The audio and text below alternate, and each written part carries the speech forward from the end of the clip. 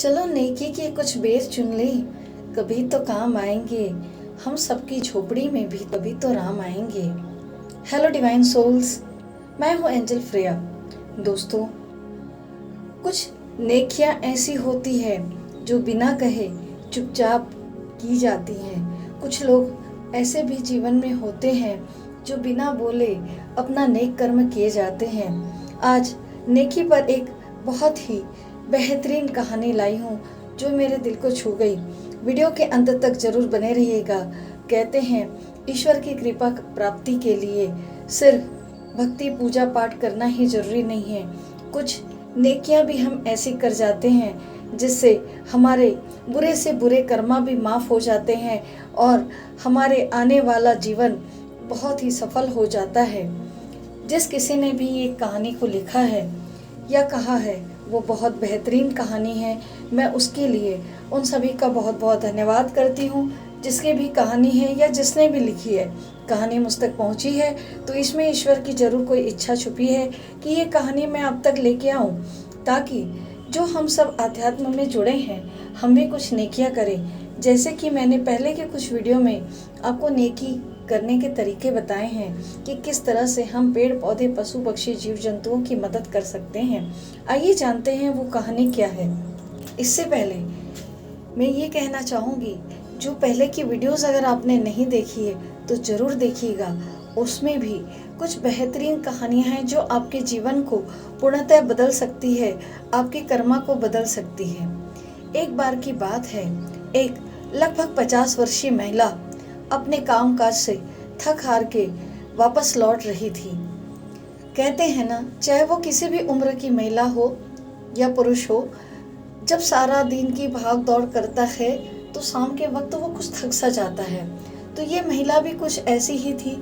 सुबह उठ के जब वह प्रतिदिन की दिनचर्या करती, अपने परिवार के बारे में सोचती, परिवार की जिम्मेदारियां पूरा करती, ऑफिस के काम काज करती, तो वह थक जाती थी और उसके पैरों में बहुत दर्द होने लगता है। इतना दर्द रहता है कि उसमें सब्र नहीं रहता है बस के आते तक। वो बहुत इम्पेशेंस होती रहती है कि कब बस आए और उसे कब बस में बैठने मिले।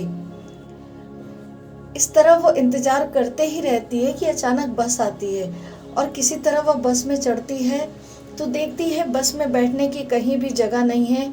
उसका चेहरा उतर जाता है कि हे प्रभु, सारा दिन की थकान, इतना पैरों में दर्द, अब मैं कैसे आराम करूं, कैसे मुझे 2 पल का मेरे पैरों में सुकून मिले। तब वह सोचते ही रहती है, इतने में एक मजदूर महिला उसे कहती है, बहन जी आप आकर यहाँ बैठ जाइए।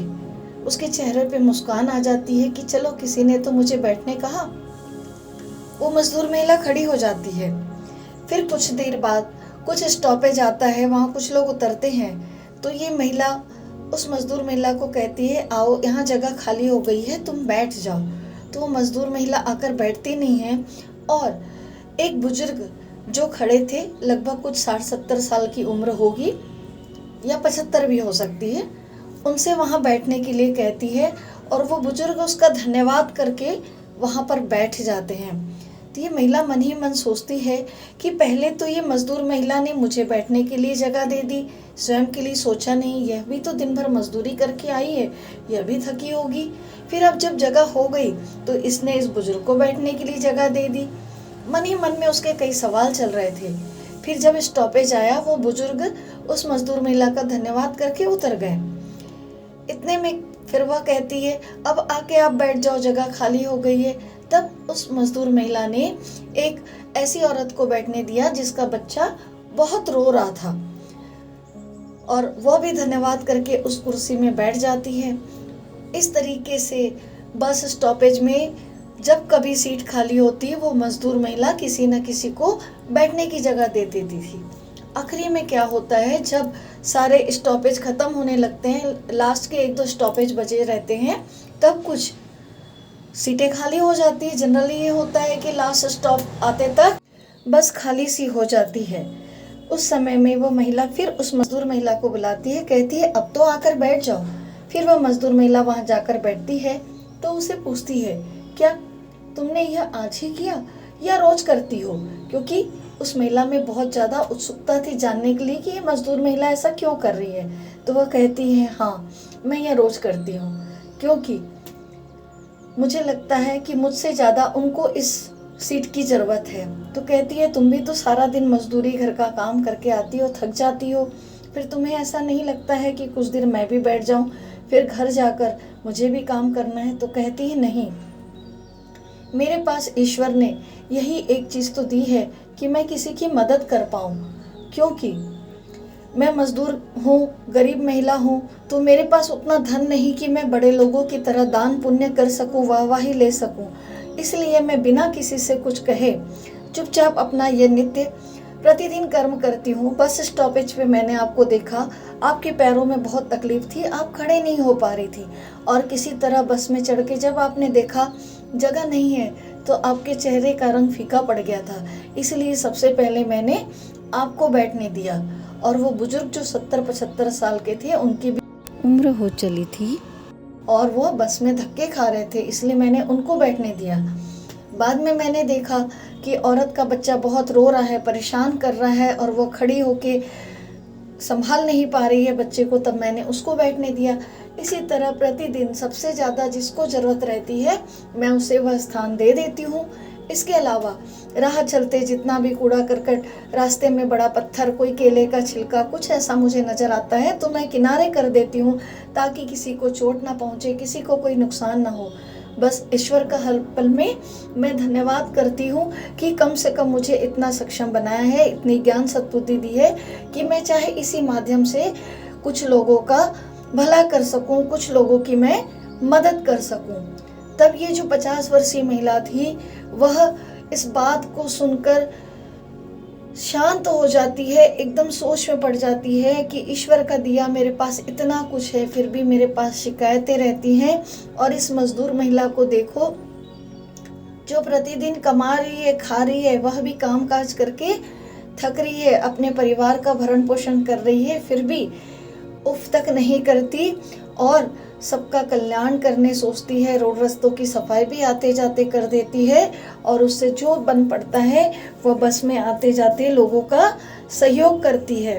तो वह भी उसका धन्यवाद करती है और मन ही मन प्रण लेती है कि हे प्रभु, मुझसे भी जो सहायता लोगों के लिए हो सकेगी मैं ज़रूर करूँगी। आपने तो मुझे फिर भी इतना सक्षम बनाया है कि मैं दूसरे तरीके से हर तरह से लोगों की मदद कर सकूं।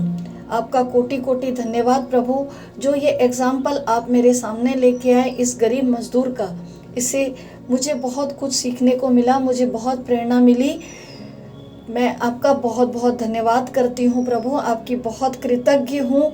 आपने मुझे एक सीख दी कि ज़रूरी नहीं है बहुत ज़्यादा धन दौलत पैसा सब कुछ हो तभी हम दूसरों की मदद कर सकते हैं। हमारे पास अगर थोड़ा है तो थोड़ा ही सही, बिना धन होते हुए भी हम किसी की किसी न किसी रूप में मदद कर सकते हैं, और वह हमारे कर्मा में जुड़ते चले जाता है। उदाहरण के लिए, जैसे आपने किसी एक व्यक्ति का दिल दुखाया, उसे गाली दी या उसे अपशब्द कहे या जोर से तमाचा ही मार दिया, और दूसरे ही पल आप 10 लोगों को खाना खिलाते हैं, उसको भोजन कराते हैं, तो आपका ये कर्मा तो 10 गुना अच्छा हो गया। मगर वो जो एक गलत कर्म आपने किया वो तो रह ही गया ना आपके 10 कर्मा में, क्योंकि जिसे आपने मारा है वो आपके 10 कर्मा को याद नहीं रखेगा, या जिसे आपने अपशब्द कहे हैं, जिसका अपमान किया है, जिसे गाली दी है, उसके हृदय में ये हमेशा रहेगा। तो आपको उसके लिए फॉरगिवनेस भी करनी होती है, माफ़ी भी मांगनी होती है, और बाकी जो अच्छा कर्म आप कर सकते हैं, थोड़ा उतना मीठा, थोड़ा नेकी कर लीजिए, थोड़े अच्छे कर्म कर लीजिए। इतना ही कहना चाहूँगी। मुझसे इस कहानी के अंत तक बने रहने के लिए और हमेशा अपना प्यार और आशीर्वाद मेरे बनाए रखने के लिए मैं आप सभी का दिल से धन्यवाद करती हूँ। इसी तरह अपना प्यार और आशीर्वाद मेरे साथ बनाए रखें। ईश्वर से प्रार्थना करती हूँ कि वो आपको मानसिक शांति, सुख, समृद्धि, अच्छा स्वास्थ्य प्रदान करें। स्वस्थ रहिए, मस्त रहिए, प्रसन्न रहिए, खुशियाँ बांटते रहिए। मिलते हैं बहुत जल्द एक नए वीडियो के साथ। तब तक अपना ख्याल रखिए। Thank you everyone, take care, God bless you.